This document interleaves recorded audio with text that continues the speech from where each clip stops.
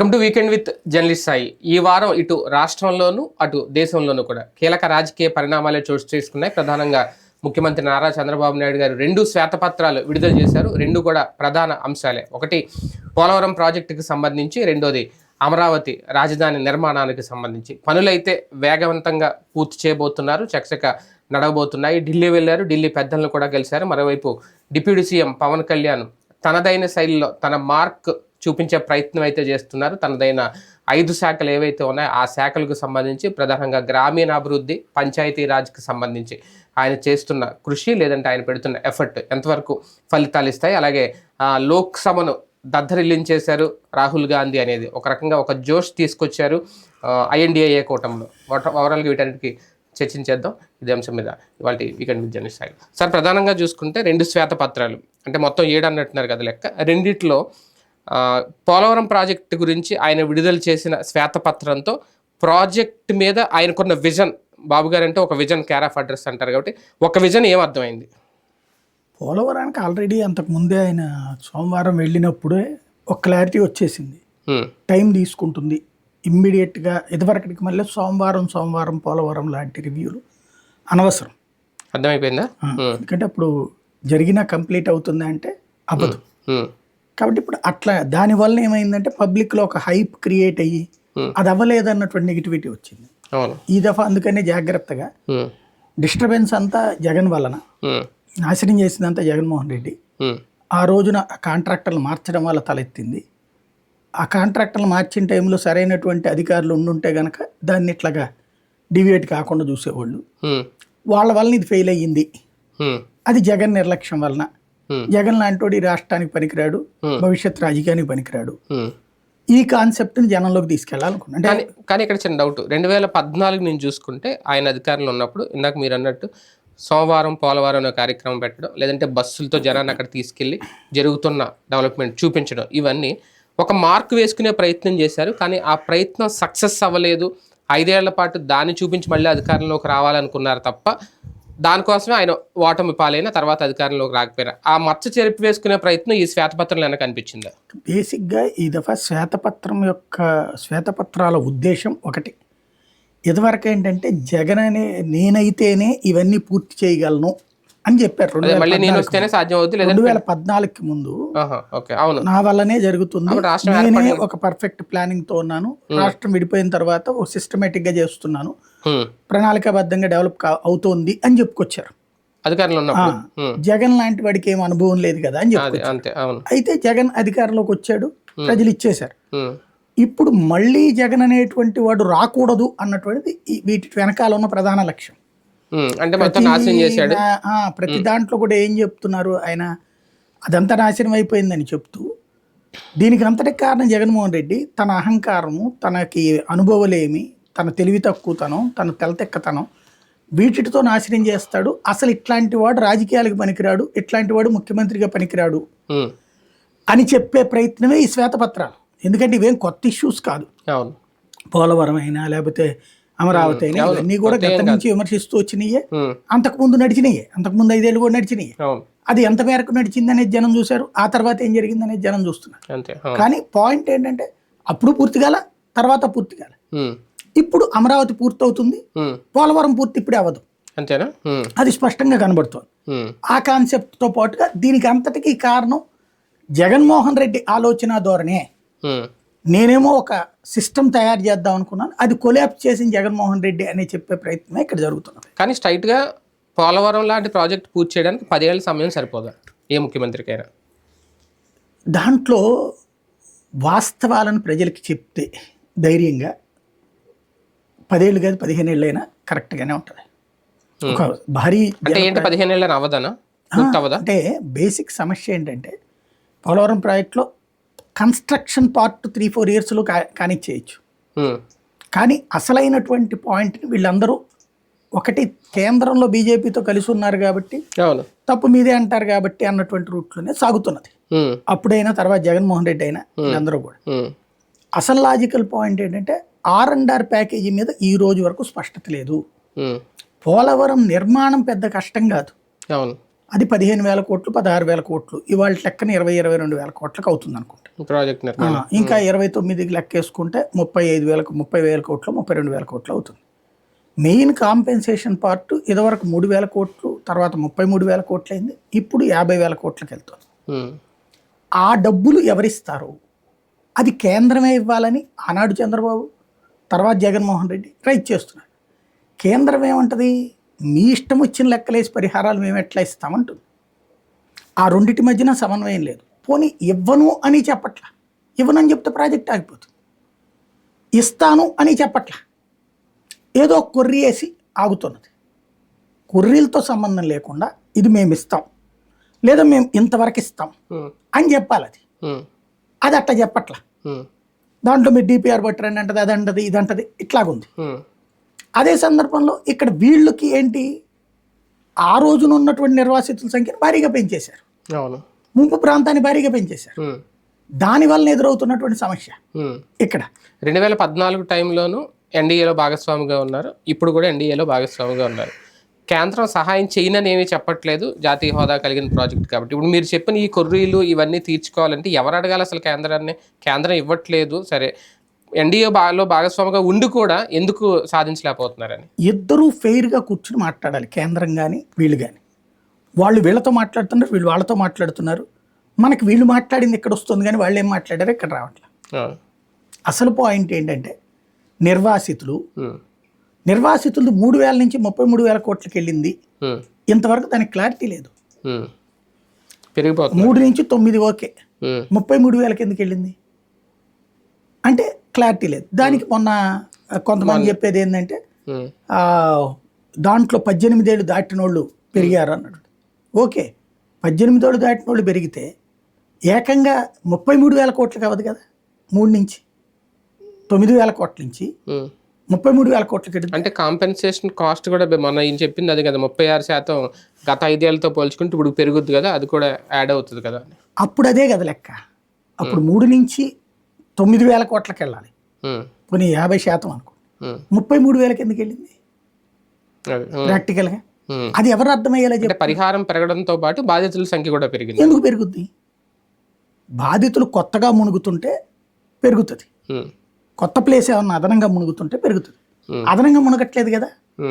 ఇక్కడ అసలు లాజిక్ నేను గమనించిన అంశం ఏంటి అంటే, వీళ్ళు పోలవరానికి సంబంధించిన కన్స్ట్రక్షన్ పార్ట్ వరకు కేంద్రం ఇస్తుంది, దాని నిర్వాసితుల వరకు ఇస్తుంది. వీళ్ళు ఏం చేస్తున్నారంటే ఈ కాల్వలు ఉన్నాయి కదా, ఇప్పుడు పురుషోత్తంపట్నం అని రకరకాలైనటువంటి ఎత్తిపోతల పథకాలు పెట్టేశారు దాని అనుబంధంగా. వాటన్నిటికీ సంబంధించినటువంటి కాంపెన్సేషన్ కూడా కేంద్రం దాంట్లో తోసేస్తున్నారు, పోలవరం దాంట్లో తోసేస్తున్నారు. వాళ్ళు ఏమంటారు, పోలవరం నేను అక్కడ ప్రాజెక్ట్ కడతా, అక్కడ వరకు నిర్వాసితులకి ఇస్తా, ఈ కాలువలకు సంబంధించి ఇదంతా మీరు చూసుకోవాలి కదా అంటది. నాకు అర్థమైంది, ఇంకా ఏమన్నా ఉంటే ఉండొచ్చునేమో, ఎందుకంటే కొర్రీలు వేసేవాడికి తెలియాలి. సాధారణంగా వాళ్ళ యాటిట్యూడ్ని బట్టి నేను గ్రహించింది అయితే వాళ్ళు ఏంటంటే ప్రాజెక్ట్ వరకు చూస్తారు కానీ ప్రాజెక్ట్ కాలువలు అవన్నీ వాళ్ళు చూడరు. కాలువలు రాష్ట్ర ప్రభుత్వానికి సంబంధించినట్టు ఆల్రెడీ కొన్ని ఉన్నాయి, ఎడమా కుడి కాలు. ఇప్పుడు వీళ్ళ మధ్యలో పట్టిసీమకి తీసుకొచ్చిందో లేకపోతే ఇంకోటి ఉందో అవన్నీ అందులోనే. అంటే బేసిక్గా ఏమైపోతుందంటే ఇదివరకు లెక్క అయితే కనుక కాంపెన్సేషన్ ఖచ్చితంగా రాష్ట్ర ప్రభుత్వాలే పెట్టుకోవాలి. ఇక్కడ వీళ్ళు ఆ రోజున కాంపెన్సేషన్ రాష్ట్ర ప్రభుత్వమే పెట్టుకోవాలనుకున్న టైంలో తక్కువే చెప్పారు, 3,000 కోట్లే చెప్పారు. కానీ ఎప్పుడైతే కేంద్రం నేనే భరిస్తానులే కాంపెన్సేషన్ అనగానే 33,000 కోట్లకు తీసుకెళ్ళాడు. అందువలన అసలు సమస్య వచ్చింది. అప్పుడు ఆ మాట అన్నాక నేను వదిలేస్తానని చెప్పడానికి లేదు. రెండోది, ఇప్పుడు ఇక్కడ ఇట్లా ఇచ్చినట్టు ఇచ్చేస్తే దేశవ్యాప్తంగా ఉన్నటువంటి జాతీయ ప్రాజెక్టులకు అదే సమస్య వస్తుంది. ఇంకోటి ఇప్పుడు కర్ణాటకలో అది ఒకటే తీశారు, దానికైనా వాళ్ళు ఇస్తుంది 5,000 కోట్లే. ప్రాక్టికల్గా ఇప్పుడు కావాల్సింది ఏంటంటే వీళ్ళిద్దరి మధ్యన సమన్వయం కావాలి. ఓకే, ఇక మళ్ళీ ఈ తతంగం అంతా వద్దు. ఇప్పటికీ 70,000 కోట్లకు వచ్చేసింది ఇప్పుడు ప్రాజెక్ట్ కాస్ట్, 55 నుంచి ఇప్పటికి ఒక 20,000 కోట్లు ఇచ్చింది కేంద్రం. కాబట్టి మిగతా 50,000 కోట్లు ఇచ్చేస్తాం, ఏడాదికి 10,000 కోట్లు ఇస్తాం అని క్లియర్గా కేంద్రం చెప్పాలి. అప్పుడు సొల్యూషన్ ఉంటుంది. అలా కాకుండా ఫస్ట్ ఫేజ్లో చేద్దాం, సెకండ్ ఫేజ్లో చేద్దాం అంటే ఖచ్చితంగా ఫేజెస్ ముందు నిర్వాసితులుగా ఆ రోజున ఎందుకు ఇప్పుడు కాపర్ డ్యామ్ కొట్టుకుపోయింది, లేదా కాపర్ డ్యామ్ మీద నుంచి రిటైన్ దీని మీదకి వాళ్ళ మీద డయాఫ్రమ్ వాల్ ఎందుకు వచ్చినాయి? కాపర్ డ్యామ్ని గ్యాప్లు పెట్టారు. ప్రాక్టికల్గా అది నిజం, ఒప్పుకుంటా తెలుగుదేశం అయినా. ఎందుకు పెట్టింది? గ్యాపులు లేకపోతే స్ట్రక్ అయిపోద్ది, స్ట్రక్ అయిపోతే ఊళ్ళలోకి వెళ్ళిపోతుంది, ఊళ్ళు మునిగిపోతాయి. అంటే కాంపెన్సేషన్ చేయకుండా వాళ్ళని ప్రభుత్వం ముంచేసినట్టు అవుతుంది. ఒకసారి అక్కడ మునిగిపోయాక ఇంకేముంటుంది? ఒకసారి వరద అట్లా వచ్చిపోవడం వేరు, శాంతం మునిగిపోతాయి, కొట్టుకుపోతాయి, ఊళ్ళలోకి వెళ్ళిపోతుంది. ఇప్పుడు మీరు ఎప్పుడన్నా, నేను చూసా ఒక పోతిరెడ్డిపాడు దగ్గర రివర్స్ ఇది ఉంటుంది ఆ ఏరియాలో, మన కడప జిల్లాలో రైల్వే కోడూరు దగ్గర ఒక ఏరియా ఉంటుంది. అక్కడ ఒక రిజర్వాయర్ స్పెషల్ ఏంటంటే ఈ ప్రాజెక్ట్ కట్టినటువంటి దాంట్లో వాటర్, రివర్స్ వాటర్ ఇదనమాట. నేను అప్పుడు అటవీ శాఖ వాళ్ళతో కలిసి వెళ్ళా. అక్కడ ఏంటంటే మధ్యలో ఆ వాటర్కి అవతల పక్కన మధ్యలో ఇవి ఉంటాయి, అటవీ ఉంటుంది. అడవిలో జింకలు గింకలు ఇవన్నీ ఉంటాయి, వన్యప్రాణుల సంరక్షణ కేంద్రం. అది చూడాలి, అది కవర్ చేద్దామంటే అప్పుడు 30 minutes స్టోరీ కోసం వెళ్ళాను అటవీ శాఖ వాళ్ళతో కలిసి. అప్పుడు వెళ్ళేటప్పుడు మామూలుగా నీళ్ళలో వెళ్ళిపోయాం, అంతా అయిపోయింది. వచ్చేటప్పుడు చూస్తుంటే అక్కడక్కడ ఇంటి డాబా, గుడి పైన ఇవి కనబడతాయి. పడవని జాగ్రత్తగా ఎట్ట తిప్పుకొస్తున్నారు. బ్యాక్ వాటర్ అనమాట అది. పొద్దున పొట్ల వాటర్ ముందుకుంటది, సాయంత్రానికి వెనక్కి వెళ్ళిపోద్దట. ఏంటంటే ఇవన్నీ ఇంతవరకు ఊళ్ళు సార్ మునిగిపోయినాయి అని చెప్పారు. పోలవరం అట్లా అవ్వాలి లెక్క ప్రకారం, ఆ ఊళ్ళంతా మునిగిపోవాలి. ఆ మునిగిపోయేటటువంటి పరిస్థితి ఇప్పుడు ఇష్యూ. అది ఇప్పుడు డబ్బులు ఇవ్వకుండా ముంచడం, డబ్బులు ఇచ్చి ముంచడం. వీళ్ళు డబ్బులు ఇవ్వకుండా ముంచలేక ఆపారు.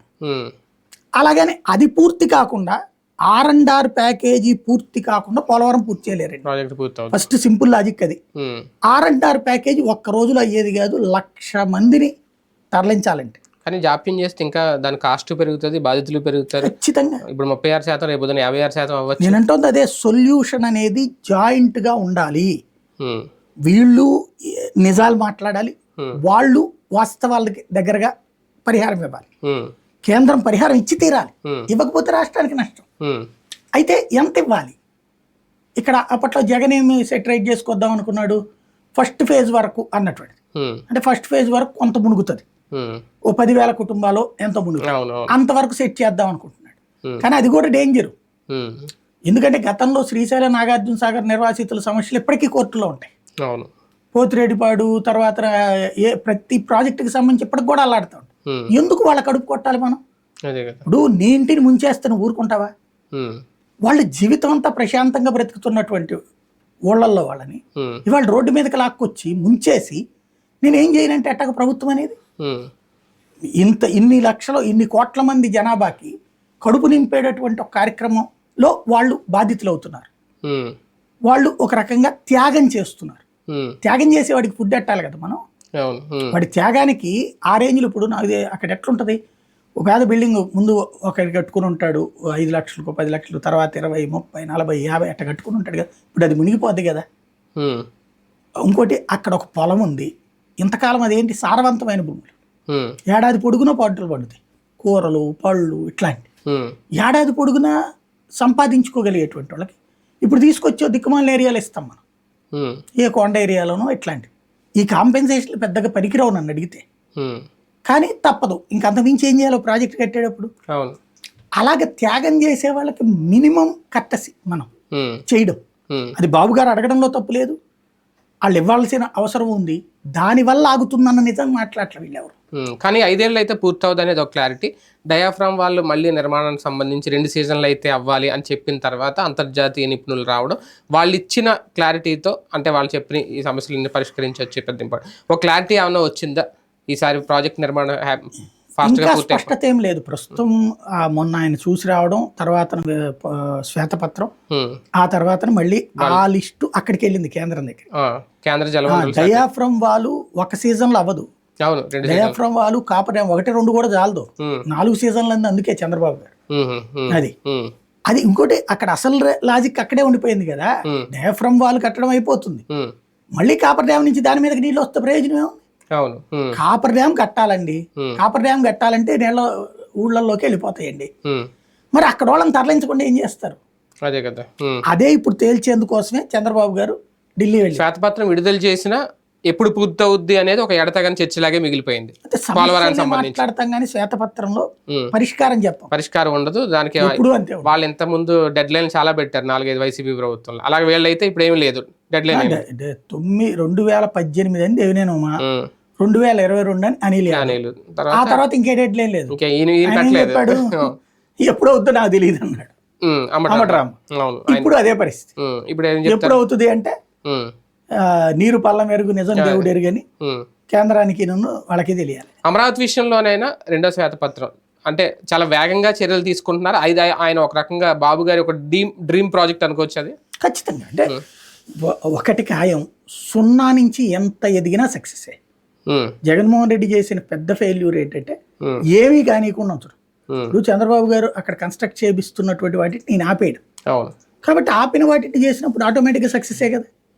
ఇప్పుడు అమరావతిలో ప్రతి రాయి ప్రతి నిర్మాణం చంద్రబాబు దగ్గర జీవితకాలం గుర్తుండిపోతుంది. ఎందుకంటే తనదంటూ ఒక ముద్ర వేసుకోవడానికి ఇక్కడ జగన్ ప్రయత్నించలే. విశాఖపట్నంలో తన ముద్ర వేసుకుందాం అనుకున్నాడు కానీ అమరావతిలో తన ముద్రకు అస్సలు ప్రయత్నించలే. తను అక్కడ చేసిన ఒకే ఒక్క ప్రయత్నం బెడిసి కొట్టింది. ఏదైతే పేదలకు ఇల్లు అన్నటువంటి స్కీమ్ ఆ 50,000 మందికి ఇచ్చుంటే అదన్న ముద్ర ఉండుండే. అది చివరిదాకా సాగ తీసుకుని చేయటం అది పూర్తి కాల, దాంతో నాశనం అయిపోయింది కదా. ఇప్పుడు ఏముంది ముద్ర అక్కడ. కాబట్టి అక్కడ అమరావతిలో జరిగే ప్రతి అడుగు చంద్రబాబుదే. భవిష్యత్ తరాలకి అమరావతి అన్నటువంటిది ఇప్పుడు సింగపూర్ కనుక ఆయన పేరు ఎట్లా చెప్తారు, అట్లాగే అమరావతి అంటే ఖచ్చితంగా చంద్రబాబు పేరే గుర్తుంటది. 5 ఏళ్ళు ఎటువంటి పనులు జరగకుండా అమరావతిని ఆపేయడం అనేది కూడా ఇప్పుడు వేగంగా పూర్తి చేయడానికి ఒక సవాల్ అవుతుంది ఇప్పుడు ప్రభుత్వానికి. ఖచ్చితంగా అంటే ఒక అండర్ కన్స్ట్రక్షన్ లో ఎన్ని రోజుల పాటు ఆగినప్పుడు దాని నాణ్యత ప్రమాణాలు దెబ్బతింటాయి. వాటికి సంబంధించి కొన్ని పాడైపోయి ఉంటాయి, తలుపులు గిలుపులు ఇట్లాంటివన్నీ అవన్నీ కొత్త అయ్యాలి. కొన్ని ఎత్తుకుపోయారంట. అసలు గోడలో బొక్కలు వచ్చినాయి అంటే అది నిర్మాణం చేసిన అనాలి. అదే మొక్క రావాలంటే బొక్క రావాలి, బొక్క వచ్చిందంటే ఆ నిర్మాణం చేసిన అనాలి. అయితే అలా వదిలేస్తే పాడైపోయి వచ్చేస్తాయి కదా ఆటోమేటిక్ గా. అంటే కింద రావడం వేరు, పైన గోడలో వచ్చినాయి అంటే పగులు వచ్చినట్టు. పగులు వచ్చిందంటే ఎట్ట వచ్చినట్టు అప్పుడు ప్రాక్టికల్ గా. అది పక్కన పెడితే అమరావతి అన్నటువంటి నిర్మాణానికి సంబంధించి మాత్రం నాకు తెలిసి వేగంగానే జరుగుతుంది. ఇప్పుడు ఉన్నటువంటి దాంట్లో వాళ్ళకి ప్లాట్లు ఇచ్చేస్తే కన్స్ట్రక్షన్ ఆటోమేటిక్ గా నడిచిపోతుంది. రైతుల విషయంలో ఎప్పటి నుంచి ఎదురు చూస్తున్నారు బాబు గారు రావాలి అనేది. ఇప్పుడు ఈ అమరావతి రాజధాని నిర్మాణం ఆల్రెడీ మొదలైపోతుంది కదా, వాళ్ళు అనుకున్న లెక్క, వాళ్ళు అనుకున్న రియల్ ఎస్టేట్ చాలా మంది అప్పట్లో అన్నారు 4 కోట్లది 40 కోట్లని, ఆ అంచనాలు రీచ్ అయిపోయినట్టు ఇప్పుడు ఆల్మోస్ట్ ఇప్పటికే ఆల్రెడీ ప్రారంభం అయిపోయింది. నేను విన్నది లాము ఆ ప్రాంతాలు కూడా 2-3 కోట్ల రూపాయలు బలుకుతుంది. ఇప్పుడు ఇదివరకు 1-1.5 ఉన్నటువంటిది. అదే సందర్భంలో ఇప్పుడు ఆ ఏరియా అంతా కూడా పెరుగుతుంది. ఇప్పుడు inner ring road outer ring రోడ్డుకి ఓకే చేశారు నిన్న గడ్కరీతో కలిసిన. కాబట్టి దానివల్ల ఇప్పుడు మీకు తెనాలి, నందిగామ ఇవన్నీ కూడా పెరుగుతాయి రేట్లు. అటు గోలపూడి, నందిగామ ఆ రూట్ అంతా కూడా పెరుగుతుంది. అంటే సరౌండింగ్ ఒక రింగ్ రోడ్ ఎంత ఉంటే అంతా పెరుగుతుంది అది. అవును, ఆటోమేటిక్. అది మంచిదే, మంచి పరిణామం. కానీ మరొక హైదరాబాద్, సికింద్రాబాద్ లేదంటే మరొక విశాఖ లాగా ఎప్పట్లో చూడగలుగుతా నిజంగా 5 ఏళ్లలో అవుతుందా? ఆరంభం అవుతుంది. ఆరంభం అయ్యాక అది కొనసాగదు. ఇప్పుడు హైటెక్ సిటీ స్టార్ట్ చేసినప్పుడు ఏముంది, ఆ ఒక్క టవర్స్ కనబడేది, శిల్పారామం కనబడేది. అవును, తర్వాత కదా మళ్ళీ ఎక్స్టెండ్ చేసుకొచ్చింది. ఆ తర్వాత ఫైనాన్స్ సిటీ అని అవి చేసుకురావడం, రోడ్లు వేయడం, అవన్నీ ఎవరు వచ్చినా కొనసాగించాలి. ఇప్పుడు ఏంటంటే ఇదివరకు ఏంటంటే ఇది కొనసాగించకూడదు అనుకున్నారు కాబట్టి ఆగింది. ఇప్పుడు కొనసాగించాలి అనుకుంటారు కాబట్టి ఇక సచ్చినట్టు ఎవరు వచ్చినా చేయాల్సిందే కదా, వాళ్ళ ముద్రలు వేసుకోవాల్సిందే కదా. ఇక అందుకని చెప్పేసి ఖచ్చితంగా చేస్తారు. ఇక అది పికప్ అవుతుంది. పకడ్బందీగా అమరావతి రాజధాని ఇప్పుడు అంటే దానికోసం ఒక చట్టం కూడా తీసుకురాబోతున్నాం అని ప్రకటించారు మన చంద్రబాబు నాయుడు గారు. సాధ్యం అవుతుంది 5 ఏళ్లలో? ఇక ఆటోమేటిక్గా అయిపోతుంది. అంటే ఇదివరకు ఏంటంటే మనకు ఉమ్మడి రాజధానిగా హైదరాబాద్ ఉంది. అది లేకుండా ఇక్కడ చట్టం చేస్తే కనుక అమరావతి రాజధాని అని దాని మీద హక్కు వదిలేసుకోవాలి, అది కేంద్రానికి పంపించాలి. అది ఉండగా ఇది అనేది కుదరదు కాబట్టి ఎన్నాళ్ళు ఆగింది. ఇప్పుడు ఆ రాజధాని మీద హక్కు వదిలేసుకున్నాం కదా మనం, కాబట్టి ఇప్పుడు అమరావతి రాజధాని ఇదే చట్టం చేసి పంపిస్తే అయిపోయినట్టే కదా. మండలిని ఏమి అడ్డుకోరా? ఇంకేం చేయడానికి ఏం లేదు. దీంట్లో ఓన్లీ ఉన్నదల్లా జ్యూరిస్డిక్షన్.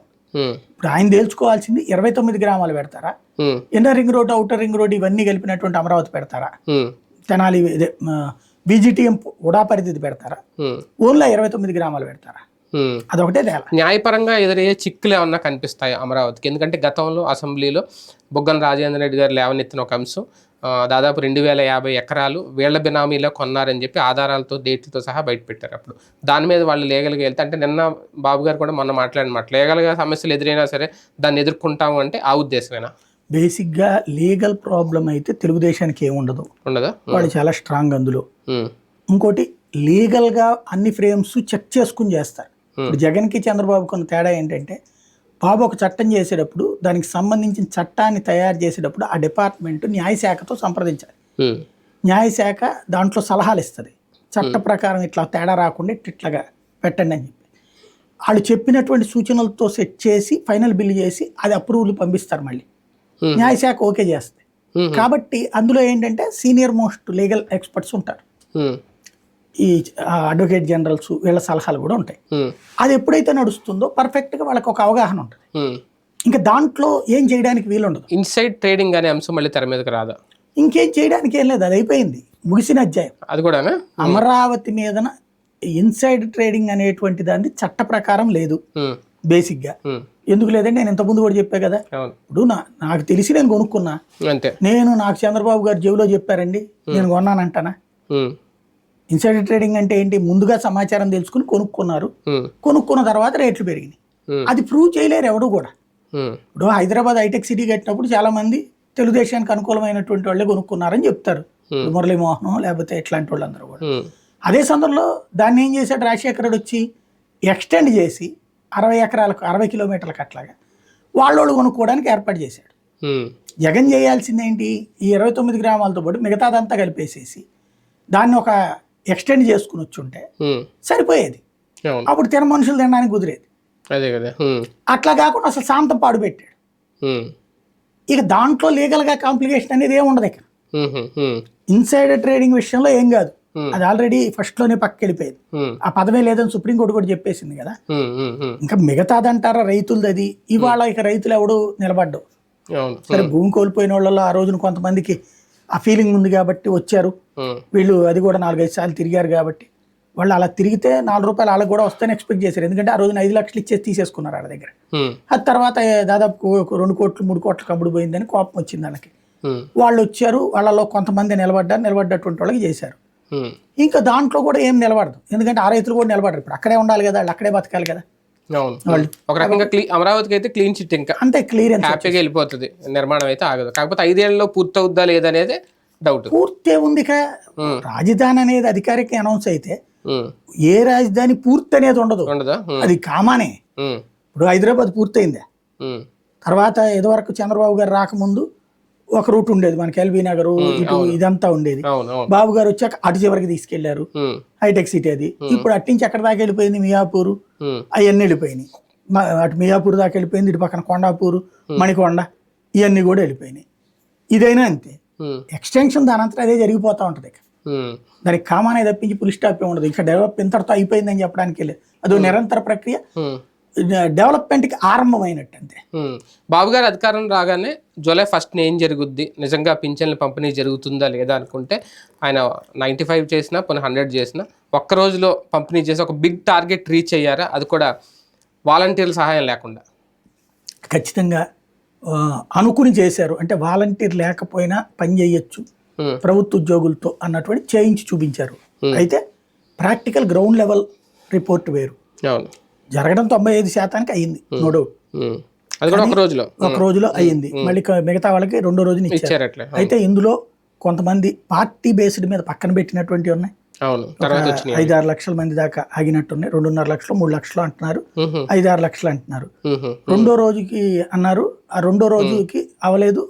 అసలు వాళ్ళకి పార్టీ అని చెప్పి మీరు వెళ్ళి తెలుగుదేశం వాళ్ళతో చెప్పి ఓకే చేయించుకుంటే ఇస్తాము, ఉమ్, ఇట్లాంటి ఆగినటువంటి కొన్ని ఉన్నాయి. ఉహు, ఇంకొకటి ఏంటంటే సర్వర్లు పనిచేయలేదని 2వ రోజు మధ్యాహ్నం నుంచి ఆగిపోయినాయి ఉన్నాయి. అవును, ఉమ్, అది కాకపోతే ప్రస్తుతానికి అది 2 నుంచి 5 లక్షలు అంటున్నారు. కొంతమంది 2 చెప్పారు, కొంతమంది 5 లక్షలు చెప్పారు. ఉమ్, కొన్ని ఆగినాయి. రెండో కాన్సెప్ట్ ఏంటంటే కొంత చోట్ల వాలంటీర్ల సర్వీసెస్ కూడా వాడుకున్నారు లోకల్గా ఉన్నాయి. అవును, అవును, అదొకటి. మూడోది వచ్చేటప్పటికి అందరికీ కూడా పర్ఫెక్ట్గా జరిగిపోయింది. ఒక్క రోజులో 90% చేయొచ్చని చూపించారు. ఉమ్, ఆ విషయంలో సక్సెస్ అయిన. అంటే ముందు 95% చేసినప్పుడు ఎప్పుడు స్ట్రక్ అవ్వని సర్వర్ ఒక్కసారిగా తర్వాత ఎందుకు అయ్యిందంటే అది రాజకీయమేనా? అంటే కాదు, అదేంటంటే వీళ్ళందరూ కొత్తోళ్ళు కదా, ఇదివరకు అంటే వాలంటీర్లు వాళ్ళకి అలవాటు ఉంది, సచివాలయ సిబ్బంది అలవాటు. అంటే కొన్ని సచివాలయ సిబ్బంది రోడ్డు మీదకి వాడుకున్నారు వచ్చినప్పుడు అదే వచ్చినప్పుడు రోడ్డు మీదకి వచ్చిన వాళ్ళకి ఈ అంగన్వాడీలని ఆశా వర్కర్లని వీళ్ళందరినీ వాడారు, వాళ్ళకి తెలియలేదు అది. దాంతో ఒకళ్ళేమో ఐ తీశారు, ఒకళ్ళు ఫింగర్ తీశారు, వీటన్నిటి మధ్యన కొంత కాన్ఫ్లిక్ట్ ఉంటుంది కదా, అందువల్ల సమస్య, టెక్నికల్ ఇష్యూస్ అంతే. ఒక రకంగా జగన్మోహన్ రెడ్డి గారు చెయ్యంది 5 ఏళ్లలో సాధించింది ఒక్క రోజులో చేసి చంద్రబాబు గారు సంక్షేమ విషయంలో ఆయన కంటే నేను ఇవ్వగలను అనే ఒక హోప్స్ పెంచారా ప్రజల్లో? ఖచ్చితంగా. అంటే మెయిన్ ఒక రోజులో చేయడం గురించి పెద్దగా పాయింట్ కాదు. అంటే 7,000 ఇదివరకు కూడా నేను అనేది ఇదివరకు 80% మందికి ఒక రోజులోనే అయిపోయాయి మ్యాక్సిమం 80%. ఇతర ఊళ్ళో ఉన్నోళ్ళు లేకపోతే అట్లాగా ఉండేది, అంటే వాళ్ళు టైం టార్గెట్ లేదు, వీళ్ళు పెట్టుకున్నారు అంతే. కాబట్టి ఏం లేదు, అది కాదు. అమౌంట్ పెంచడం ఖచ్చితంగా బాగా, అది కూడా 7,000 ఒక ఎత్తు. రెండోది 4,000 చేసి చూపెట్టగలిగారు అది. అట్లాగే జీతాలు కూడా సైమల్టేనియస్ గా 1వ తారీఖునే వేయగలిగారు. అయితే అందరికి 1వ తారీఖు పడలేదు, కానీ టోటల్ గా ఇప్పుడు ఇదివరకు 7 తర్వాత ఎప్పుడు పడుతుంది అని లెక్కేసుకునే దగ్గర నుంచి 1వ తారీఖునే పడిపోయినాయి ఇక్కడ శాలరీస్. 1 నుంచి 3 మధ్యలో పడిపోయినాయి చాలా మంది. అవి 2 కలిపితే బెనిఫిటే కదా. అంటే సైమల్టేనియస్ ఇదివరకు ఏంటంటే వీళ్ళకి ఇస్తే వాళ్ళకి ఇవ్వలేకపోతున్నాం, వాళ్ళకి ఇస్తే వీళ్ళకి ఇవ్వలేకపోతున్నాం అని చెప్పారు. ఇద్దరికి కలిపి ఒకేసారి ఇవ్వగలిగారు కదా. ఆ విషయంలో ఆయన అనుభవం పనికి వచ్చింది. సంక్షేమం ఆయన చెప్పిన సూపర్ 6 సునాయాసంగా ఇచ్చేయగలుగుతారు అనడానికి ఇదొక పునాది అవుతుంది, నాంది అవుతుంది. సూపర్ 6 కి దీనికి సంబంధం లేదు. సూపర్ 6 అంటే అది కూడా సంక్షేమమే కదా ఒక రకంగా. సూపర్ 6 సంక్షేమం వేరు, ఇది ఆల్రెడీ రన్నింగ్ లో ఉన్నటువంటి, అవి కొత్తవి. కొత్త దానికి లబ్ధిదారులను గుర్తించాలా, ఎంతమందిని గుర్తిస్తారు అవన్నీ లెక్క తేలాలి. 1,47,00,000 రేషన్ కార్డులు ఉన్నటువంటి రాష్ట్రంలో 1 కోటి మంది విద్యార్థులు ఉన్నారు. 1 కోటి మందికి అమ్మ ఒడి ఇస్తారా, అట్లాగే ఇది ఇస్తారా, మిగతా ఏది ఇంటికి ప్రతి మహిళకి 1,500 రూపాయలు, అవన్నీ ఫ్యూచర్ లో లెక్కేసుకోవాలి. ప్రస్తుతం దానికి దీనికి పోల్చడానికి సంబంధం లేదు. జూలై 1వ తేదీ పింఛన్ తీసుకుని పింఛన్దారులు అందరూ హ్యాపీ, కానీ అప్పటి వరకు మొన్నటి వరకు పింఛన్లు ఇచ్చిన వాలంటీర్లు కానీ మొన్న పంపిణీ చేసిన సచివాలయ ఉద్యోగులు కానీ ఒక అయోమయం క్రియేట్ అయిందా ఒకటి తర్వాత? అంటే విధానాలు మనం నాకు తెలిసి ఇంతకుముందే మాట్లాడుకున్నాం, గవర్నమెంట్ మారితే ఖచ్చితంగా వీళ్ళని పక్కన పెడతారు. ఎందుకంటే వాళ్ళ మీద అందరికీ కోపం ఉంది. అంటే వాస్తవంగా వాళ్ళ వలన జగన్కి ఓట్లు పడతాయి అని వాళ్ళ భ్రమ అనేది తేలిపోయింది కదా. పడుంటే జగన్ గెలవాలి కదా వాలంటీర్లు అందరూ కూడా. మరి వాలంటీర్లు వైసీపీకి ఓట్లు ఇచ్చినట్ట. కానీ 2 పార్టీల రాజకీయాల మధ్య వాలంటీర్లు నలిగిపోవట్లేదా? రాజీనామాలు చేయండి అని కూడా అనాలిగా. పోనీ ఎలాగైనా రాజీనామాలు చేయండి అని వాళ్ళు కొంతమంది చేసేసారు, వాళ్ళు నమ్మి ఇప్పుడేం మీరు వెళ్ళి కేసులు పెట్టండి మిమ్మల్ని ఎవరినైతే రాజీనామా చేస్తారండి వీళ్ళు మధ్యలో పాపం వాళ్ళు నలిగిపోవట్లా. అదే అనేది అది బేసిక్ గా ఆ రోజున జగన్ వాళ్ళు చేసిన తప్పు ఏంటంటే వాళ్ళని చివరిలో రాజకీయాల్లోకి లాక్కురావడం, అది జగన్ చేసిన తప్పు. అప్పటిదాకా వాలంటీర్ మీద ఉన్నటువంటి న్యూట్రల్ అనే ఫీలింగ్ పోయింది. అంతకుముందు రాజకీయ పార్టీలకు అతీతంగా అందరికీ సర్వీసెస్ అందించారు కాబట్టి వాళ్ళ మీద న్యూట్రల్ ముద్ర ఉంది. అలాంటిది ఎప్పుడైతే నువ్వు రాజకీయ పార్టీ కోసం పనిచేయడం ప్రారంభించావో ఆ న్యూట్రల్ ముద్ర పోయింది. అందువలన వాళ్ళ మీద పబ్లిక్ లో కూడా ఒక నెగిటివిటీ వచ్చింది స్టార్టింగ్. రెండవది ఆ తర్వాత వాళ్ళు ఇవాళ ఉంటదా లేదా ఉద్యోగం అనేటటువంటి స్టేజ్ లో ఉంది వాళ్ళ పరిస్థితి. కాబట్టి ఆ వ్యవస్థ ఉంటుందా లేదా అన్నటువంటి సందేహం దగ్గరకు వచ్చింది. అంటే పిచ్చికి మీద బ్రహ్మాస్త్రం లాగా ఆ వాలంటీర్లని ఒక 5,000 రూపాయలు కనీస గౌరవ వేతనం తీసుకునే వాలంటీర్ని 1వ తేదీని రాగానే పక్కన పెట్టేసే బదులు వాళ్ళతోనే సేవలు చేసి, ఎందుకంటే వీళ్ళు అన్నారు కదా వాలంటీర్ వ్యవస్థను కంటిన్యూ చేస్తాం 10,000 జీతం ఇస్తామని, చేస్తుంటే చాలా హుందాతనంగా ఉండేదేమో కదా. చూద్దాం. అంటే ఇప్పుడైతే ప్రస్తుతం పవన్ కళ్యాణ్కి ఇష్టం లేదు, చంద్రబాబుకి ఇష్టం లేదు. మరి అలాంటి హామీ ఎందుకు ఇచ్చినట్టు? అంటే ఆ ప్రాబ్లం రాకుండా ఇచ్చారు ముందుగా హామీ, 10,000 చేస్తాం ప్రాబ్లం రాకుండా ఇచ్చారు హామీ. అంటే అప్పుడు రాజకీయాల్లోకి పోరని, వైసీపీ వైపు పోరని, కానీ వాళ్ళు వెళ్ళారు కదా, 1,00,000 మంది ఏమో రాజీనామాలు చేశారు కదా. కాబట్టి ఆ వ్యవస్థ మీద పూర్తి అపనమ్మకం వచ్చింది వీళ్ళకి. ఇంక ఇప్పుడు దాన్ని ఒరిజినల్ గా అయితే వాళ్ళ యాటిట్యూడ్ అది ఉండనివ్వకూడదని.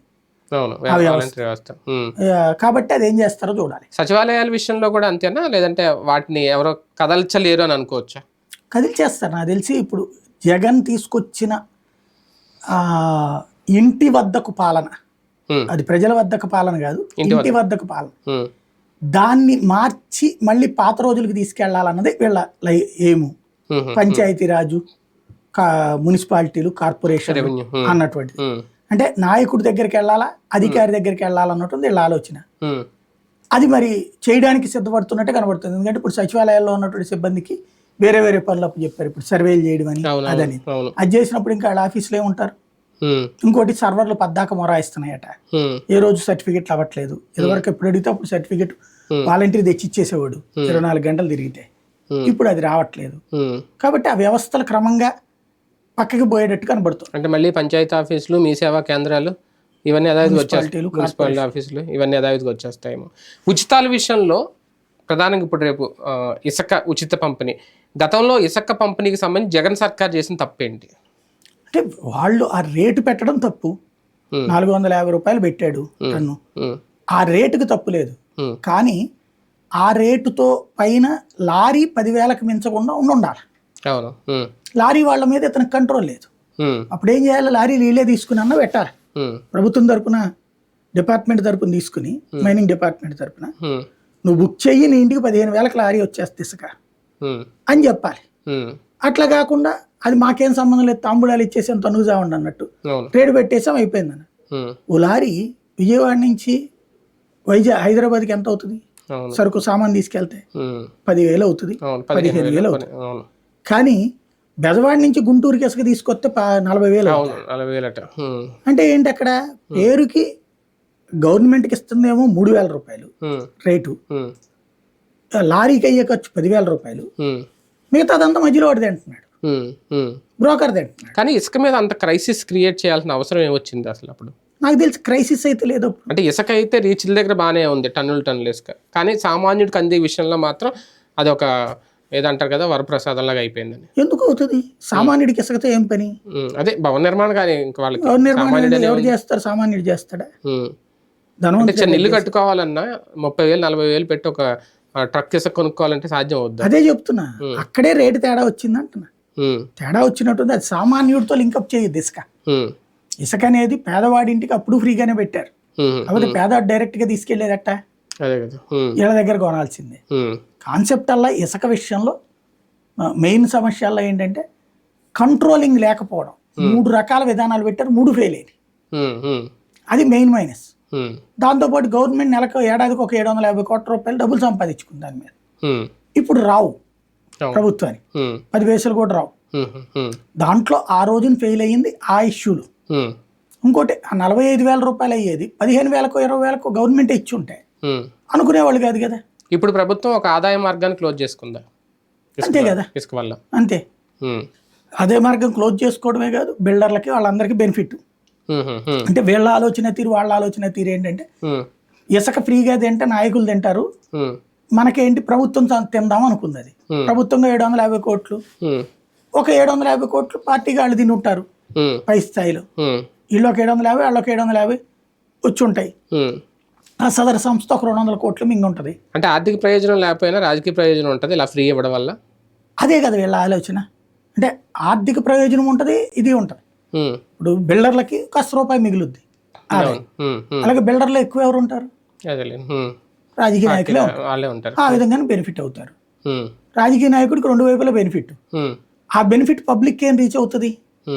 దానికి వీళ్ళు చేసిన పని ఏంటంటే మున్సిపాలిటీలు, పంచాయతీలు వాడికి సివరేజ్ డబ్బులు ఇవ్వమని చెప్పేసి దాంట్లో వచ్చేటటువంటి డబ్బులు 20% ఎంతో వాళ్ళకి ఇవ్వమని చెప్తున్నారు.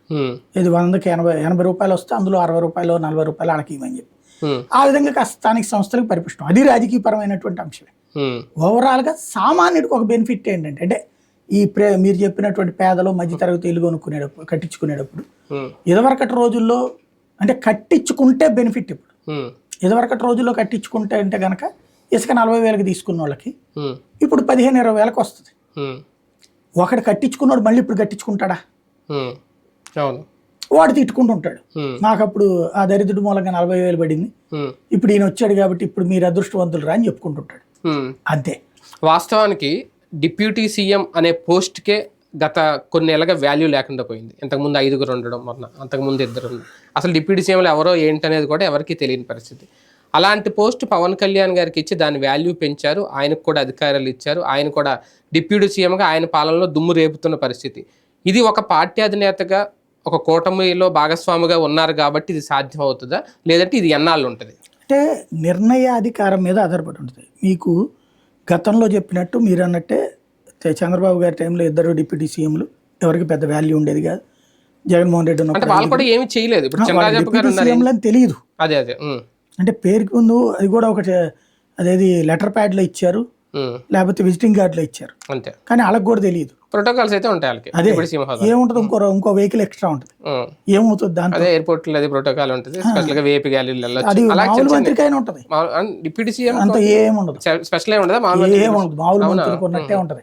సీఎం కి డైరెక్ట్ గా అక్కడికి వెళ్ళొచ్చు, ఏది ఫ్లైట్ దగ్గరికి వెహికల్ వెళ్ళొచ్చు. డిప్యూటీ సీఎం కి ఉండదు, అది ఆ ఛాయిస్ ఏమి ఉండదు. కాబట్టి మిగతా మంత్రులతో ఉన్నట్టే ఉంటది. కాకపోతే ఆ డిప్యూటీ సీఎం అనేటువంటి ఆ ఫీలింగ్ కనిపించేలా చేయటం అన్నటువంటిది కర్ణాటకలో చేశారు. సిద్ధరామయ్య, డికే శివకుమార్ ఇద్దరు సమ ఉజ్జీలు లాంటి వాళ్ళు. తెలంగాణలో చేశారు రేవంత్ రెడ్డి, బట్టి విక్రమార్క. ఇప్పుడు అది ఇప్పుడు ఇక్కడ చేశారు. తెలంగాణలో అంతకుముందు కేసీఆర్ ఉన్నప్పుడు అక్కడ డమ్మీ డిప్యూటీ సీఎం, అంతకుముందు ఈ రెండు కూడా డమ్మీలే. ఇప్పుడు అందరూ కూడా డిప్యూటీ సీఎంలు స్ట్రాంగ్. ఇక్కడ పవన్ కళ్యాణ్ అయినా, డికే శివకుమార్ అయినా, బట్టి విక్రమార్క అయితే బట్టి విక్రమార్కకి ఇంకా పూర్తి స్థాయి ఆ మధ్యన పూర్తిగా ఆయన గౌరవం ఇచ్చుకొచ్చారు. ఈ మధ్యన మళ్ళీ ఆ స్థాయిలో కొంత తేడా వచ్చింది, అందుకని అధిష్టానం మళ్ళీ దగ్గరికి తీసి సరి చేస్తుంది. అక్కడ పెద్దానికి ఎదువరకు చూస్తే మీరు ఇద్దరు కలిసి వెళ్తుండే ఇంపార్టెన్స్ అయితే ఇచ్చారు ఆయన, స్పెషల్ గా ఇదంతా కూడా ఇంపార్టెన్స్ అయితే ఇచ్చారు, పెరిగింది. కానీ ఈయన పాలనలో ఒక స్టైల్ చూపిస్తున్నారు. ఈయనకున్న 5 శాఖల్లో కూడా ఒక రకంగా ఎప్పటికప్పుడు సమీక్షలు నిర్వహించడం, ఇవన్నీ ఒక మార్పులు. అంటే ఆయన మాటలు అయితే బాగానే ఉన్నాయి, ఆ మార్పులు చేర్పులు అంత ఈజీగా అవుతుందా? అంటే ప్రాక్టికల్ ఒక ఆశ ఉండాలి. ఇప్పుడు ఏది వ్యవస్థ ఉండదు అనుకోవద్దు, అన్నీ జరుగుతాయి. చేసేవాళ్ళు చిత్తశుద్ధి ఉండాలి, లోపాన్ని ఎప్పటికప్పుడు రెక్టిఫై చేస్తూ ఉండాలి. ప్రస్తుతం ఆయన తన కమిట్మెంట్ చూపెడుతున్నారు, నడవనీయాలి. దాంట్లో ఆయన ఆశయం ఇదంతా దరిద్రం ఇట్టాగే ఉంటది లేరా అని చెప్పేసి సర్దుకుపోయే మెంటాలిటీ. కొత్త మనిషి కాబట్టి, రాజకీయాలకు కొత్త కాబట్టి, అంటే ఈ తరహా పదవిలో కొత్త కాబట్టి ఏదో చేయాలని తప్పన ఉంటుంది. అప్పుడు సైడ్ ఎఫెక్ట్స్ ఎట్లా వస్తాయి అన్నది కూడా ఆయనకి తెలుస్తుంది, నేర్చుకుంటారు. ఆ సైడ్ ఎఫెక్ట్ని ఎట్లా పరిష్కరించాలన్నటువంటిది ఈయన కొత్తదనం చూపెట్టారు అనుకోండి, మిగతా వాళ్ళకి పాఠం అవుతారు. లేదు 4 రోజుల పైకి నా వల్ల కాదని పక్క తప్పుకున్నారు అనుకోండి, ఇక రొటీన్ నాయకుడు అవుతాడు. నాకు తెలిసి ఆయనలో అయితే ఆ టెంపర్మెంట్ ఉంది కాబట్టి ఏదో చేయాలన్నటువంటి టెంపర్మెంట్, ఏదన్నా సాధించగలుగుతాడు, ఇంకేమన్నా భవిష్యత్తు మార్గనిర్దేశం చేయగలుగుతాడు అనుకుంటున్నాను. ఏ ప్రభుత్వం వచ్చినా కొన్ని శాఖల నుంచి నిధులను మళ్లించుకుంటుంది సంక్షేమానికి. అలాగే మొన్న జగన్ గారు చేసిన, అంతకుముందు చేసినది. పవన్ కళ్యాణ్ లాంటి వాళ్ళు నిజంగా ఆ శాఖల మీద సీరియస్గా ఫోకస్ పెట్టి దేని నిధులు దానికే వాడాలి, దేని డెవలప్మెంట్ దానికే, ఇలాంటి అంటే మెయిన్ పాలనకి ఇబ్బంది అవుతా రేపొద్దున? ఎందుకు అవుతుంది, చెయ్యాలి కదా, దాన్ని అదే చెయ్యాలి. ఎందుకు మార్చాలి అసలు నిధులు? మరి ఇన్నాళ్ళు ఎందుకు మార్చారు? అదే ఇప్పుడు ముఖ్యమంత్రులు ఇష్టారాజ్యంగా నడిచింది. అది అంటే సంక్షేమాలు ఎక్కువ ఇచ్చేసి వాటికి సరైన నిధులు లేకే కదా ఈ అడ్జస్ట్మెంట్లు. దీనికి సంబంధం లేదు. వాస్తవంగా గతపు పాలనా వైఫల్యాల కారణంగా జరిగింది. ఇప్పుడు పంచాయతీ రాజుకు వచ్చినటువంటి డబ్బుల్ని తీసుకెళ్లి సంక్షేమానికి ఏమి ఇవ్వాల, సంక్షేమానికి అప్పులు తీసుకుని ఇచ్చారు. వీటిట్లో జరిగిందల్లా ఏంటంటే గతంలో కరెంటు బిల్లులు కూడా కట్టకుండా ఎగవేస్తూ కూర్చున్నారు. పంచాయతీ రాజుకు వచ్చిన డబ్బులన్నీ కరెంటు బిల్లులకే పోయినాయి, అంటే పాత బకాయిలు తీర్చడానికి పోయింది. కాబట్టి అదేవి డైవర్షన్ అటుగా జరిగింది. అంటే పంచాయతీ రాజ్ నిధులు విద్యుత్ శాఖకు మళ్ళీ ఇచ్చారా? విద్యుత్ శాఖ కానీ ఎందుకంటారు, విద్యుత్ శాఖ ఆడి బాకీ వాడు కడితే మళ్ళీ ఎంచడం నాకు అర్థం కాలే. ఇప్పుడు ఏమన్నా విద్యుత్ శాఖకి పెట్టుబడిగా ఇది ఇస్తే తప్పు, అదే పంచాయతీ ఇంతకుముందు కట్టలా బిల్లులు, అంటే అంత బకాయి ఉండిపోయింది. మరి అదే కదా గొడవ. ఇదివరకు కరెంట్ డిపార్ట్మెంట్ వాళ్ళు మామూలుగా మన ఇంటి దగ్గర అయితే కనుక కరెంట్ పోతే వెంటనే తీసుకొచ్చి రచ్చరచ్చ చేస్తారు, వాళ్ళకి అట్ట చెయ్యరు ప్రభుత్వ కార్యాలయాలు కాబట్టి. అది అకౌంట్ లో అట్ట పడి ఉంటది, బిల్లు అట్ట పడి ఉంది, ఎవడు కట్టాలంటే ఎవడికి తెలియలే. పంచాయతీ వాడు నాకే సంబంధం, ఎందుకంటే మన ఇంటికి ఏమీ లేదు కదా ప్రాబ్లం అన్న టైప్ లో ఉండిపోయాడు. ఇప్పుడు అది తీర్చాల్సి వచ్చింది, అది బికాజ్ మోడీ తీసుకొచ్చిన సంస్కరణ ఫలితం అది. కాబట్టి అది తొందరగా కట్టాల్సి వచ్చింది. ఆ కట్టడం బిగిన్ అయ్యాక అది డైవర్షన్ అన్న పాయింట్ వచ్చింది ప్రాక్టికల్.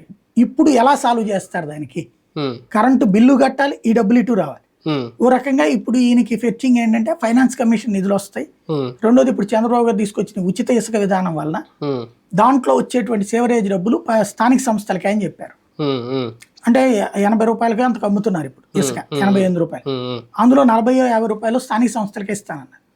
అది చాలా పెద్ద బెనిఫిట్. దాని ద్వారా రోడ్లు వేసుకోవడానికైనా మంచినీటి వసతులు ఏర్పాటు చేయడానికన్నా ఇవన్నీ ఉపయోగపడతాయి. అతిపెద్ద బరువు బాధ్యతల మీద వేసుకున్నారు పవన్ కళ్యాణ్ గారు అనుకోవచ్చా? ఖచ్చితంగా చిత్తశుద్ధితో చేస్తున్నారు, అది చేయనియాలి. మంచిగా సాగాలని కోరుకోవాలి. చెయ్యాలి కూడా ఆయన 5 ఏళ్ల పాటు. కూల్చివేతల రాజకీయం ఆంధ్రప్రదేశ్లో ప్రస్తుతం కంప్లీట్గా వైసీపీ నాయకులను టార్గెట్ చేయడం, అక్కడ ద్వారంపూడి చంద్రశేఖర్ రెడ్డినో లేదంటే వాళ్ళ అనుచరులనో మన ఇక్కడ కూడా జరిగినాయి. శిలాఫలకాల దగ్గర నుంచి నిన్న కూడా భరత్ గారిది మాజీ ఎంపీ వెహికల్ తగలబెట్టేస్తే వాళ్ళే తగలబెట్టించుకున్నారు అనేది ఆరోపణ. ఈ రాజకీయాలు పై స్థాయి నుంచి జరుగుతున్నాయి అనుకోవాలా, కింది స్థాయిలో అత్యుత్సాహం ప్రదర్శిస్తున్నారా? ఇది ప్రభుత్వానికి చెడ్డ పేరు కాదా? ఖచ్చితంగా. ఇప్పుడు ఎవరైనా సరే చట్టం తన పని తను చేయాలి అని కోరుకుంటాం. ఆ చట్టాన్ని తన పని తాను చేయనీయకుండా అధికార పక్షపు చుట్టమయ్యిందనినే జగన్ మీద విరక్తి వచ్చింది. ఆ రోజున కొన్ని సంఘటనలు జరిగినాయి. తెలుగుదేశం వాళ్ళని, సోషల్ మీడియా వాళ్ళని ఎవరినన్నా అరెస్టులు చేయడమో, లేకపోతే నోటీసులు ఇవ్వడమో, లేకపోతే కనుక పిలవడము, ఇది చేశారు అన్నట్టు. ఒక అచ్చెన్నాయుడు, ఒక అయ్యన్న పాత్రుడు ఇష్యూను, ఓ చింతమనేని ప్రభాకర్ ఇష్యూను, ఓ జేసీ ప్రభాకర్ రెడ్డి ఇష్యూను, ఇట్లాంటి ఆయా సంఘటనల సందర్భంగా దాన్ని తప్పుపట్టింది తెలుగుదేశం, జనసేన కూటమి. ఎందుకని? అవన్నీ దుర్మార్గం, కక్ష సాధింపు అన్నట్టు.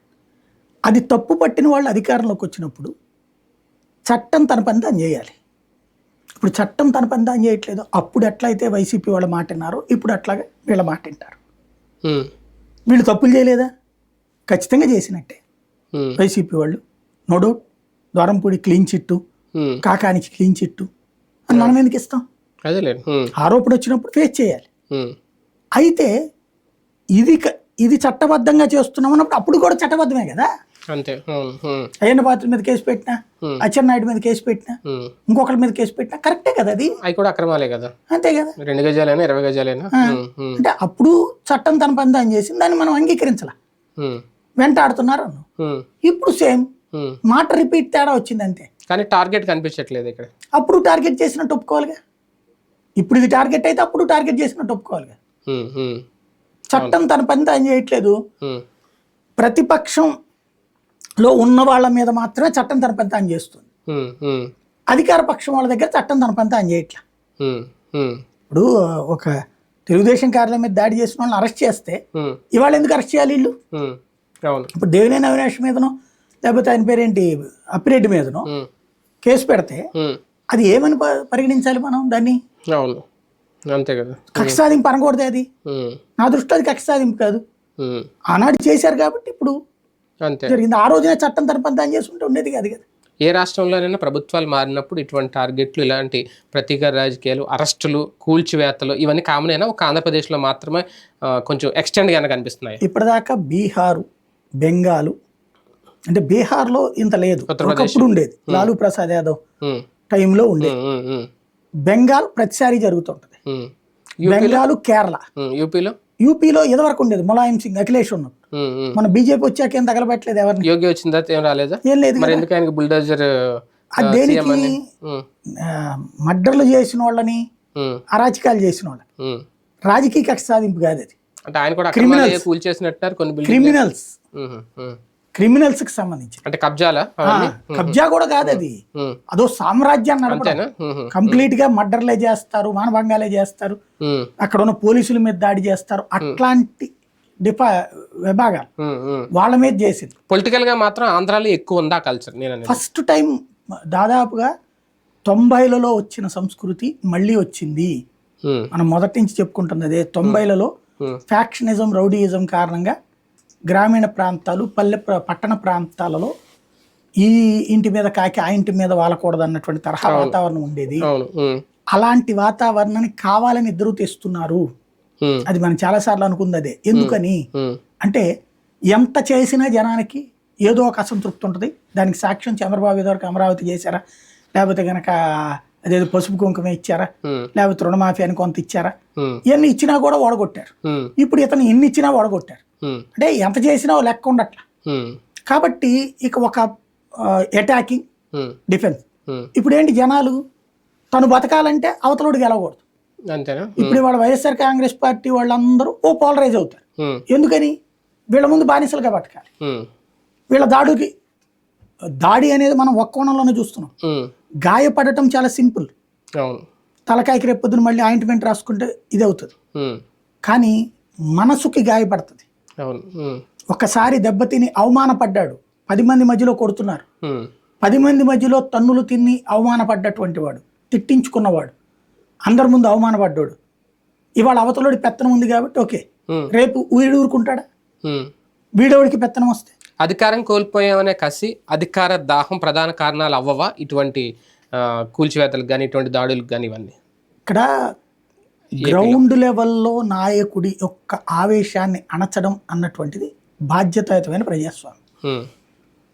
ఏదైనా సరే చెయ్యి, కానీ పార్టీలో చట్టబద్ధంగా చెయ్యాలి. నేను అంటుంది చట్టబద్ధంగా చెయ్యి. నీ మీద ఒక సమస్య జరిగింది, చట్టబద్ధంగా ఎదుర్కోవాలి. అలా కాకుండా చట్టాన్ని చేతుల్లోకి తీసుకుంటాం లేదా వ్యవస్థని మార్చేస్తాం అనుకుంటే అప్పుడు ప్రభుత్వాలు మారినప్పుడల్లా ఇదే పరిస్థితి వస్తుంది. ఇప్పుడు ఈ ఆరంభమైనటువంటిది రాబోయే 25 ఏళ్ల దాకా వెళ్తుందా, 50 ఏళ్ల దాకా వెళ్తుందో తెలియదు. ఎందుకంటే ఇదివరకు ఇట్లాంటి తప్పు అనే వ్యవస్థలు ఉండే, అది పోలీస్ వ్యవస్థ, మీడియా వ్యవస్థ. ఇప్పుడు ఆ వ్యవస్థలో పోలీస్ వ్యవస్థ ఏమో కంప్లీట్ సరెండర్ టు పాలిటిక్స్, అధికారంలో ఉన్న వాళ్ళకి సరెండర్ అవుతుంది, అంటే వాళ్ళు భయపడుతున్నారు. అదే సందర్భంలో మీడియా అనేటువంటి వ్యవస్థ పూర్తి బానిసత్వం అయిపోయింది, అటో ఇటు. ఇంకెవడు మాట్లాడతాడు? ఎవడో మాట్లాడినప్పుడు ఏమవుతుంది? రౌడీ నాయకులు, ఫ్యాక్షన్ నాయకుల తరహాలోనే ఎవడు పవర్ లో ఉంటే వాడి రాజ్యం నడుస్తుంది. అది జరిగితే ఇంకా డెమోక్రసీ ఏముంటుంది? ఈ ప్రతీకార వాంఛ అనేది ఇప్పట్లో అంటే ముగింపు ఉండదేమో దీనికి. ఇప్పుడు జరుగుతున్న ఈ ప్రతీకార దాడులు ఇప్పటికన్నా ఆపాలి. నువ్వు శిలాఫలకం వేస్తే నువ్వు ధ్వంసం చేస్తావు, రేపు నీ శిలాఫలకం రెండోవాడు ధ్వంసం చేస్తాడు. అదే కదా, ఓ విగ్రహం నువ్వు ధ్వంసం చేస్తావు, రేపు నీ విగ్రహాలు ఉంటాయా? అంటే ప్రజలకే చిరాకు రావాలి, ఇంకా ఆల్రెడీ వస్తుంది. ఏముంది ప్రజలకు చిరాకు వచ్చి వీళ్ళిద్దరు కాకుండా మూడో వాడిని ఎన్నుకుంటున్నారా? ఎన్నుకోవాలనుకుంటే మూడో వాళ్ళు ఎవరున్నారు? అంటే ఆల్టర్నేటివ్ లేరు. అదే అంటున్నాను, ఎన్నుకోవాలన్నా ఆల్టర్నేటివ్ కనిపించాలి కదా, స్ట్రాంగ్ ఎవరో. ఇంకెప్పుడు అవుతుంది? ఇంకా ఇది ఇలాగే కంటిన్యూ అవుతుంది. 2 తెలుగు రాష్ట్రాల ముఖ్యమంత్రుల భేటీలో ఏ అంశాలు కీలకమయ్యే అవకాశం ఉంది? విభజన అంశాలు 9, 10, సెక్షన్ 9, సెక్షన్ 10, సెక్షన్ 11. 9లో దాదాపుగా 1,40,000 కోట్ల రూపాయలకు సంబంధించినటువంటి వ్యవహారాలు ఉన్నాయి. వివిధ కార్పొరేషన్లు ఇవన్నీ, ఇంక్లూడింగ్ ఏపీఎస్ఆర్టీసీ, ఇట్లాంటివన్నీ కూడా. వాటికి మన డబ్బులు మనకి ఇవ్వాలా, వాళ్ళ డబ్బులు వాళ్ళు తీసుకోవాలా. అందులో కొన్ని ఇప్పుడు ఆర్టీసీకి బోల్డ్ అంత భూములు హైదరాబాద్లో ఉన్నాయి. దాంట్లో మనకి భూమి ఇస్తారా, భూమికి బదులుగా డబ్బులు ఇస్తారా? లేదు, అట్లాంటి కార్పొరేషన్స్ చాలా ఉన్నాయి, వాటికి సంబంధించి ఏమి ఇస్తారు? సెక్షన్ 10కి వచ్చేటప్పటికి యూనివర్సిటీలు సంబంధించి మరి చెన్నారెడ్డి ఇది ఇట్లాంటి వాటిట్లో మనకి భూమి పంచి ఇస్తారా, లేకపోతే దాని బదులుగా డబ్బులు ఇస్తారా? అవి రెండు కలిపితే దగ్గర 2 లక్షల కోట్ల రూపాయలు రావాలి మనకి. ఆంధ్రప్రదేశ్కి 2,90,000 కోట్లు రావాలి. ఈ 1,90,000 కోట్లలో మనం ఒక 25-50 వదులుకుందాం, 1,40,000 కోట్లన్నా ఇస్తుందా? ఎందుకంటే మనం 40,000 కోట్లు వదులుకున్నా జనం పట్టించుకోరు, పోనీలే అనుకుంటారు. 1,00,000 కోట్లు తెచ్చినా గ్రేటే. 1,00,000 కోట్లు ఇచ్చే పరిస్థితుల్లో తెలంగాణ ఉందా? దశల వారీగా ఇస్తానంటే దేనికి పనికిరాదు. బల్క్గా ఇస్తుందా? లేదా మన ల్యాండ్ మనకి ఇచ్చేస్తే మనం దాన్ని వేలం వేసి అమ్ముకుని ఆ డబ్బులు తెచ్చుకోవచ్చు. అట్లా ఇస్తే అక్కడ ఏంటి? Political compulsion. అతనికి ఉన్న ప్రాబ్లం ఏంటి? అది ఇవ్వగానే ఇదిగో నేను ఎంతకాలం వాళ్ళకి దక్కనీయకుండా చేశాను, చూసారా ఇతను వచ్చేసి మొత్తం చేస్తున్నాడు చేతకానోడు, లేకపోతే ఆంధ్ర మనిషి అని చెప్తే. కాబట్టి అతనికి పొలిటికల్ సమస్య ఉంది. ఈ పరిష్కారం అంత త్వరగా అయితే ఇద్దరు ముఖ్యమంత్రులకి హ్యాట్స్ ఆఫ్. కానీ ప్రచారం కోసం అయితే గత 10 ఏళ్ళు ప్రచారం చూసాం, మరొక 5 ఏళ్ళు చూస్తాం. 10 ఏళ్ల పాటు ఒక్క తెలంగాణ అనే సెంటిమెంట్తోనే కేసీఆర్ కంటిన్యూగా ఉన్నారు కాబట్టి ఆంధ్రాకి న్యాయం జరగలేదను, రావాల్సినవి రాలేదని. 10 ఏళ్ళు పూర్తి అయిపోయింది, సీఎం కూడా మారిపోయారు, ఎక్కడ సీఎం కూడా మారిపోయారు. ఇద్దరు కూర్చుంటే అది త్వరగా సఫలం అవుతాయా అంటే ఆ యాంగిల్లో చూస్తే, లేదంటే ఇంకా తెలంగాణ సెంటిమెంటే రేవంత్ రెడ్డి మీద కూడా పనిచేస్తుంది? సెంటిమెంట్ సంగతి పక్కన పెడితే నిధుల సమస్య ఒకటి ఉంది. రెండోది శాశ్వత ముద్ర. కేసీఆర్ ఆంధ్రవాడిని ముద్ద దెన్నయ్యకుండా లాక్కొచ్చాడ్రా, వీడు మొత్తం దోచిపెట్టాడ్రా అని ముక్క పడిపోయిందంటే సెంటిమెంటల్గా అవ్వదు, కానీ ప్రాక్టికల్గా ఒకటి కంట్రోల్ చేయలేకపోయాడు అన్నట్టు. అంటే ప్రతిపక్షానికి ఒక అవకాశం వస్తుందా అంతే అక్కడ? అది. రెండోది ఈవెన్ బీజేపీ కూడా ఇవ్వడానికి ఒప్పుకోదు. అక్కడ బీజేపీ, ఇక్కడ బీజేపీ కావాలంటే అక్కడ బీజేపీ వద్దంట. దీంట్లో రాజకీయ నిర్ణయం కాకుండా చిత్తశుద్ధితో ఇదిగో ఆంధ్రాకి మేము ఇవ్వాలి ఇచ్చాం, తెలంగాణకి మేము ఇవ్వాలి ఇచ్చాం, తీసుకుంటున్నాం అనే ఇద్దరు కనుక వైజ్ మెన్ గా పెద్ద మనుషులుగా మాట్లాడితే చరిత్ర హ్యాట్స్ ఆఫ్ చెప్తుంది. భారతదేశంలో మరొక రాష్ట్ర విభజన అనేది ఏది జరిగినా సరే ఇది ఒక ఆదర్శంగా తీసుకునేలా ప్రవర్తించాలి ఇద్దరు కూడా. దాంట్లో వస్తాయి కాంప్లికేషన్స్, బట్ పబ్లిక్ లో ఆ పిచ్చ సెంటిమెంట్ లేదు. ఇవాళ ఆ పిచ్చ సెంటిమెంట్ పబ్లిక్ లో లేదు, అది గుర్తుపెట్టుకోవాలి. మొన్నటి వరకు ఎక్కువగా జగన్మోహన్ రెడ్డి హయాంలో కృష్ణా జలాలు నీటి వాటాల పంపకాల గురించి వాళ్ళకే మనకు అధికారుల మధ్య ఏది జరిగినా విద్యుత్ బకాయిలకు సంబంధించి కూడా మీరే బాకీ ఉన్నారని చెప్పి అప్పట్లో కేసీఆర్ లేవనెత్తారు. వీటి గురించి ఇప్పుడు చంద్రబాబు గారు ఏమన్నా రేవంత్ రెడ్డితో కూర్చొని క్లారిటీ తీసుకుంటారు. మనకే డబ్బులు రావాలన్నట్టు కేంద్ర ప్రభుత్వమే తేల్చింది. 7,000 కోట్లు ఆంధ్రాకి ఇవ్వమని ఇవ్వాల్సిందేనని తేల్చెప్పింది. అప్పుడు ఆయన 11,000 కోట్లు ఎంత అన్నారు రావాలని, ఆయనకి 11,000 కావాలన్నాడు. ఏంటి ఆయన వేసే లెక్క? మనకి ఇక్కడ ఉన్నటువంటి సీలేరు పవర్ ప్లాంట్ మనకు వచ్చేసింది. సీలేరు పవర్ ప్లాంట్ అనేది ఆంధ్రలో ఉంది కాబట్టి అది విభజన టైంలో కట్టారు, విభజనకు ముందు కాబట్టి అది ఇటు వచ్చేసింది అంటాడు. దాంట్లో ఉన్న ప్రాజెక్ట్ లెక్కే అది ఎక్కడదక్కడ అనేది పవర్ ప్లాంట్.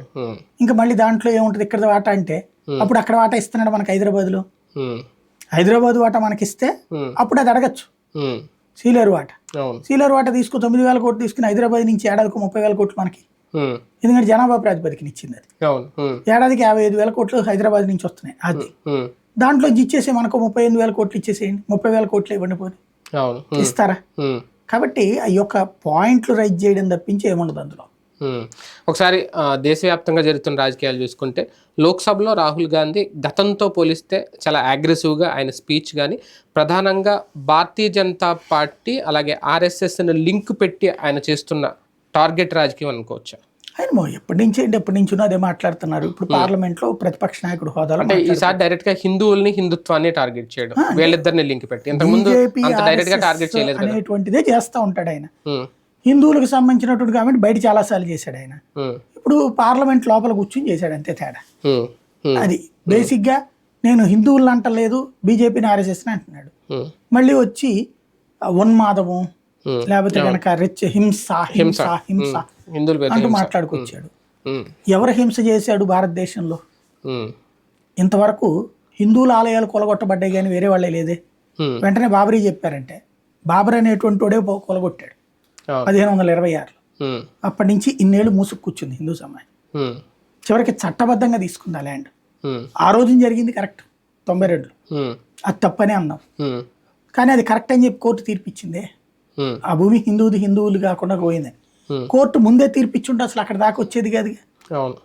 ఎన్నేళ్ళు 100 ఏళ్ళు వెయిట్ చేశారు. 100 ఏళ్ళు అంటే ఎన్ని తరాలు? 5 తరాలు వెయిట్ చేసి ఆ తర్వాత జరిగింది.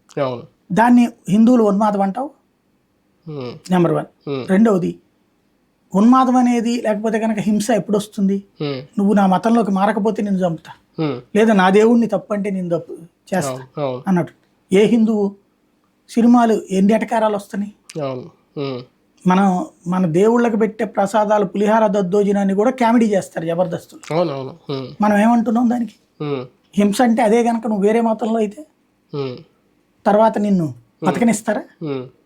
మరి అంత సహనంగా మనం కూడా నవ్వుకుంటున్నాం, హిందువులు కూడా నవ్వుకుంటున్నారు. ఓ దేవుడి పాత్ర మీద వెటకారంతో కామెడీ పోర్షన్లు వేస్తే మనమే నవ్వుకుంటున్నాం.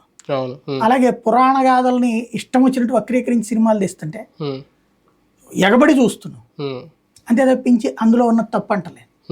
మరి అట్లాంటి హిందువు ఎప్పుడు ఉన్మాదయ్యాడు? ఎలా ఎలా హింసాత్మకుడయ్యాడు? తన కళ్ళెదురుగుండా తను పూజించే తను గడ్డి పెట్టేటటువంటి గోవుని ఎదురోళ్ళు చంపేస్తుంటే చూస్తూ ఊరుకున్నటువంటి హిందువు హింసాత్ముడు ఎప్పుడయ్యాడు?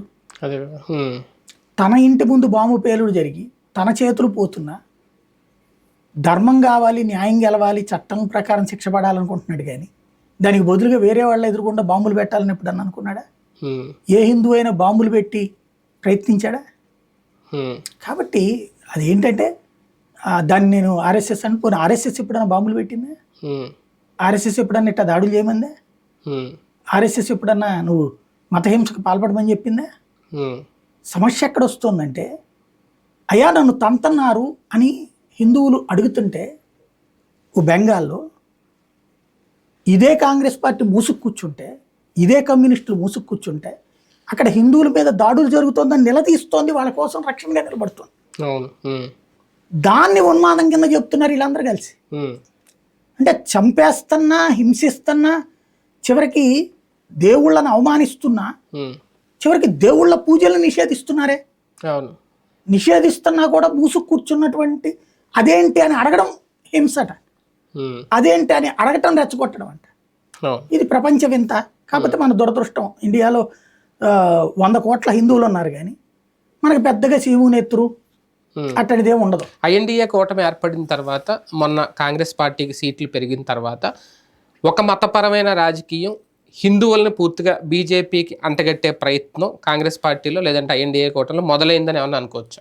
వాళ్ళకి ఎప్పటి నుంచినో భారతీయ జనతా పార్టీని హిందూ పార్టీ కిందనే చెప్తుంటారు.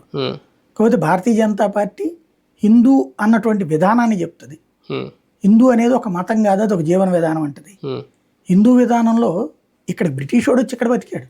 అంతకుముందు ఇది క్రిస్టియన్ కంట్రీ ఏం కాదు కదా, అంతకుముందు ఇది ముస్లిం కంట్రీ ఏం కాదు కదా, ఈ దేశం హిందూ కంట్రీనే కదా. ఈ హిందుత్వంలో నుంచినే పుట్టుకొచ్చినాయి కదా బౌద్ధం, జైనం ఇవన్నీ కూడా. అంటే ఇందులో నాస్తికులు వచ్చారు కదా, ఆ రోజులోనే నాస్తికులు ఉన్నారు కదా, ఆ రోజునే హేతువాదులు ఉన్నారు కదా, పౌరాణిక కాలంలోనే. మన పౌరాణిక కాలంలోనే కనబడతారు కదా దాంట్లో. అంటే ఆనాడే అన్ని రకాల వాదాలని అంగీకరించింది సమాజం. దేవుడు లేడన్నవాడు పురాణాల్లో కనబడతాడు, దేవుడి కోసం పోరాడినోడు కనబడతాడు. కాబట్టి హిందూ సమాజం అన్నిటినీ యాక్సెప్ట్ చేస్తుంది. అంటే ఓ రకంగా చెప్పాలంటే భిన్నాభిప్రాయాల సమ్మేళనం. అది అన్ని మతాలను ఆదరిస్తుంది. నా మతాన్ని నమ్మని వాడు అజ్ఞాని, నా మతాన్ని నమ్మనటువంటి వాడు పుణ్యలోకాలకి పోడు, నా మతాన్ని నమ్మకపోతే కనుక స్వర్గానికి పోడని హిందుత్వం చెప్పట్లా. భారతీయ జనతా పార్టీకి హిందూ ఓట్ బ్యాంక్ తప్ప మిగిలిన మతాలు ఓట్ బ్యాంక్ దూరం చేస్తే రేపొద్దున్న ఐఎన్డీఏ కూటమి సులభంగా అధికారులకు రావచ్చు అనే వ్యూహం ఏమైనా పనుతుందా? అంతే. అందులోనే అంటే ఒకటి హిందూ ఓట్లు పూర్తిగా బీజేపీకి ఎట్లాగో పోలరైజ్ అవ్వవు, అందులో 40-50%. కానీ ముస్లిం మైనారిటీ ఓట్ బ్యాంక్ దూరం చేయడమే ప్రధాన లక్ష్యంగా కనిపించట్లేదు. వీళ్ళు దూరం చేసేది ఏముంది, ఆల్రెడీ వాళ్ళు మొదట పదే ఇలాగ హిందూ పార్టీ, హిందుత్వం, హిందూ హింస ఇలా అంటే ఆటోమేటిక్ గా ఒక వెక్సేషన్ అయితే వస్తుంది. ఇది బీజేపీకి దూరం చేయడం కాదు వాళ్ళ ఉద్దేశం, దాన్ని తన వైపుకు పోలరైజ్ చేసుకుంటుంది కాంగ్రెస్ పార్టీ. ఒకప్పుడు వాళ్ళకి పోలరైజ్డ్ గా పడే ఓట్లు, బాబ్రీ ఇన్సిడెంట్ తర్వాత ఆ ఓట్లు ప్రాంతీయ పార్టీలు డివైడ్ అయిపోయినాయి. అక్కడ తృణమూలకు మమతాకు, అటు శరద్ పవార్కు, అటు స్టాలిన్కు ఇట్లా పడుతున్నాయి. వాస్తవంగా చెప్పాలంటే తన మిత్రపక్షాలకి తను వెన్నుబోడు పొడుస్తుంది. ఆ మైనారిటీ ఓట్లు తన వైపుకి లాక్కుని మిత్రపక్షాలని పక్కన నిదానంగా ఎదగాలనుకుంటున్న మిత్రపక్షాలను పక్కన పెట్టి దాంతో మిత్రపక్షాలతో ఉండినే కథ నడుపుతుంది. అంతే తేడా. ఒక రకంగా మోడీకి ఇది ఒక చెక్ అని అనుకోవచ్చా ఈ తరహా రాజకీయం, లేదంటే సునాయాసంగా నెగ్గు రాగలుగుతారు? కొత్తదేం కాదు, ఇది పాతదే. కాకపోతే ఇదివరకు ఎవరి జట్టుగా వాళ్ళు ఉండేవాళ్ళు. కాంగ్రెస్ కూటమి వేరు, ఆపు తర్వాత సమాజ్వాది వీళ్ళందరూ ఎవడు దోవనాడు ఉండేవాడు. శత్రువులు ఒక్కటయ్యారు, అంతే తేడా. శత్రువులే ఒక్కటవ్వడం వలన బలం పెరుగుతుంది. అదే శత్రువులు బలం పెంచుకుంటున్నారు. రైట్, చూద్దాం. దేశ రాజకీయాలు కూడా చాలా ఆసక్తిగా సాగుతున్నాయి. 2024 ఫలితాలు వచ్చిన తర్వాత, ప్రభుత్వాలు ఏర్పాటైన తర్వాత ప్రధానంగా ఆంధ్రప్రదేశ్లో ఏం జరగబోతుంది? పాలన అయితే మొదలైపోయింది. What next? ఉచితాల విషయంలో ఏం చేస్తారు? సూపర్ 6 పథకాలు ఎప్పటి నుంచి అమల్లోకి తీసుకొస్తారు? ఇప్పుడు ప్రతిపక్షంలో జగన్మోహన్ రెడ్డి గారు చేస్తున్న పాయింట్ కూడా అదే. వేచి చూద్దాం. ఇది వాటి వీకెండ్ విత్ జర్నలిస్ట్.